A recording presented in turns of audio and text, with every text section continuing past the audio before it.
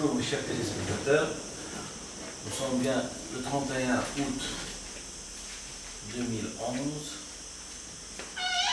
et fidèle au logo de la chaîne de télévision que je suis en train de monter avec vous, c'est-à-dire la chaîne de la télévision La Voix de la Vérité.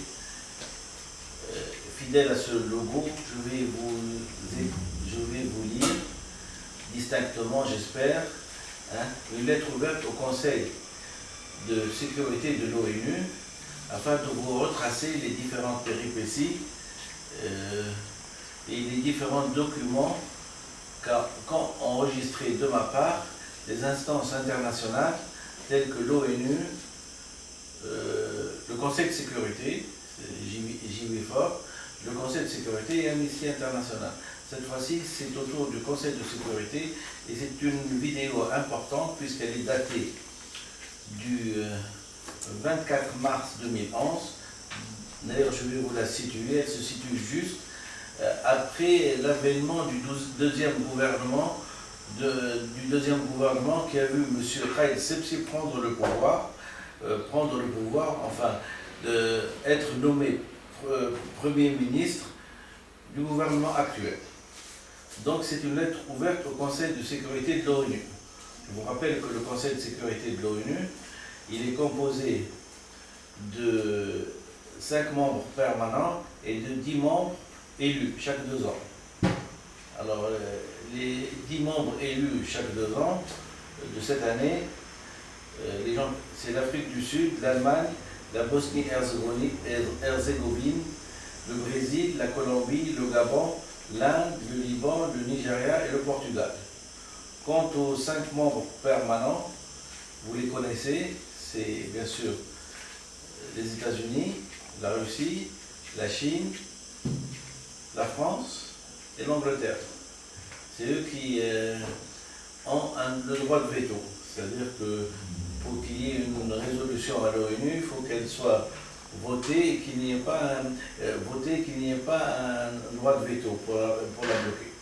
Ceci dit, nous ne sommes pas, cette lettre-là n'appelle pas à rentrer en guerre avec un quelconque pays, mais tout simplement à essayer de sauver la révolution tunisienne de ce que j'appelle la bureaucratie et de ce que j'appelle la mainmise des vestiges de l'ancien gouvernement de Ben Ali.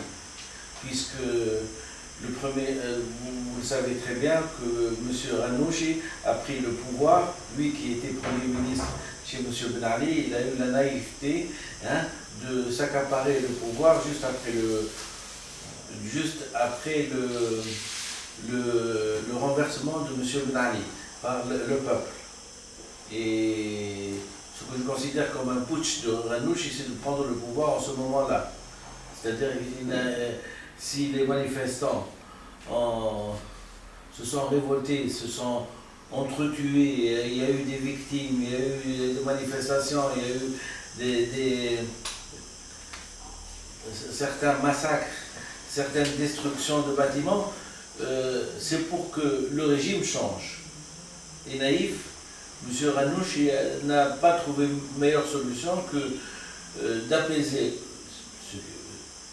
le peuple et de prendre le gouvernement. Je ne sais pas si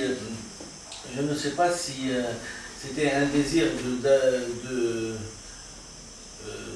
d'apaiser le peuple, ce qui serait bénéfique et louable de sa part d'apaiser le peuple pour que les manifestations s'arrêtent et que le cours des choses reprend. Je ne sais pas si c'était un désir narcissique de prendre le gouvernement, la présidence et de ne rien changer.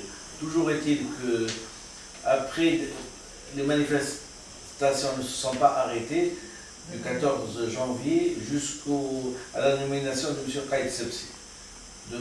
Acculé par la population, M. Ranouchi a donc démissionné. Et comme par hasard, il a nommé un autre, mais cette fois-ci une vieille figure de l'ère bourguibienne, M. Khaïd Sebsi, qui a été au ministre de l'Intérieur et donc qui était plus apte, si j'ose dire, à mater la population et à la faire marcher au pas.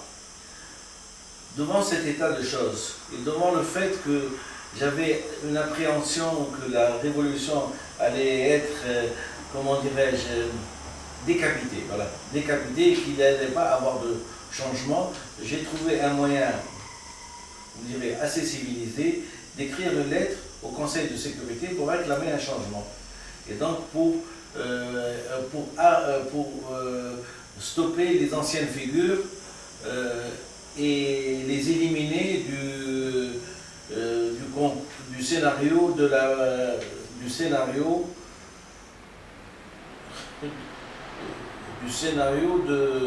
de faire échouer la révolution. Alors, et c'est une lettre importante parce que, comme vous l'avez remarqué si bien, c'est que les connaissances, je les ai, mais je les distille exactement à la Freud. C'est-à-dire que quand je donne une information qui est importante, je m'entoure de toutes les précautions pour que cette information-là ne puisse pas être, entre parenthèses, pompée ou imitée ou dénaturée de sa première nature, c'est-à-dire d'être copiée. Voilà. Donc je m'adresse à qui? Je m'adresse aux instances officielles.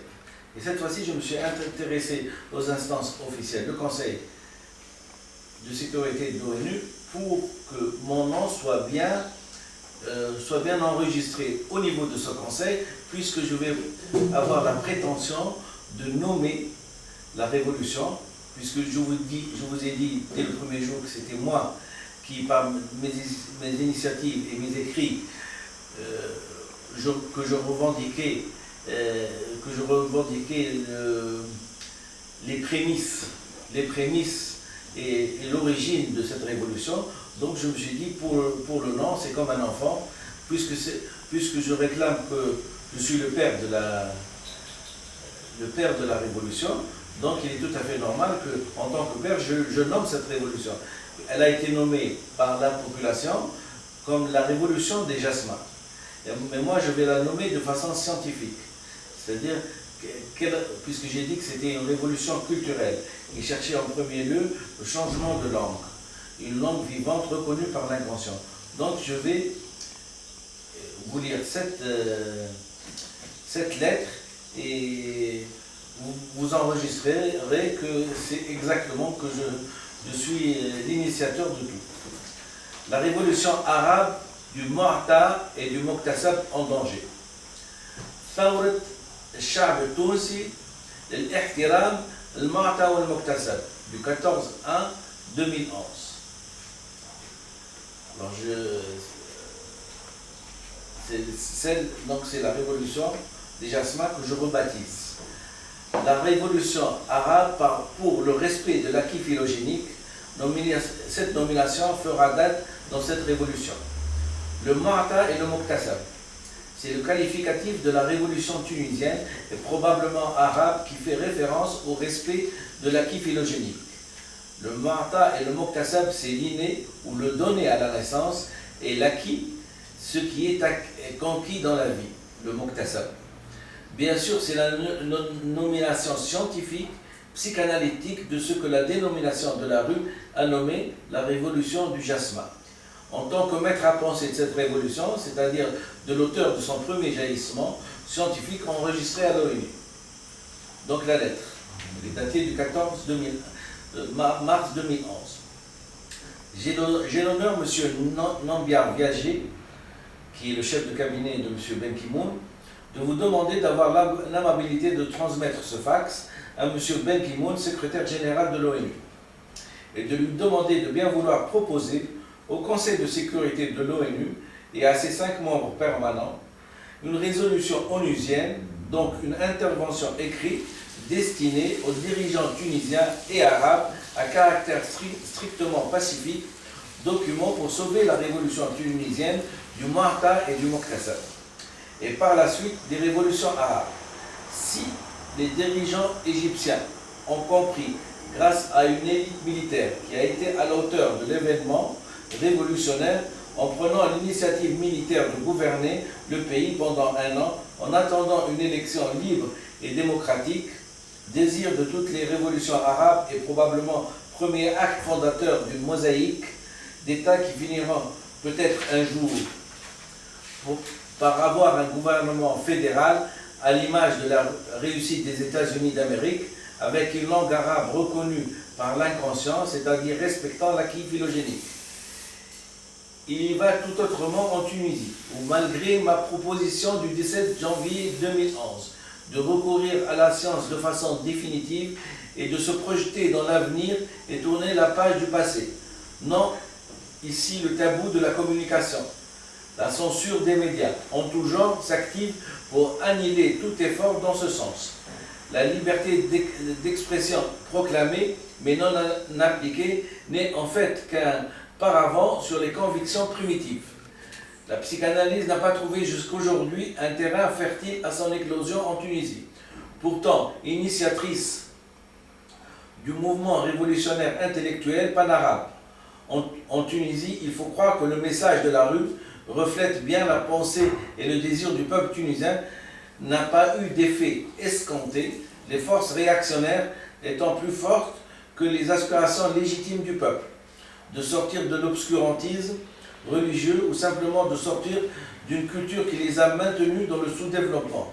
D'ailleurs, sur ce que réclame le peuple, liberté, dignité et justice, cette trilogie, réclamée par des centaines de citoyens devenus martyrs, n'a manifestement eu aucun sens aux yeux des gens qui se sont accaparés le pouvoir par abus de pouvoir, sous le paravent du transitoire.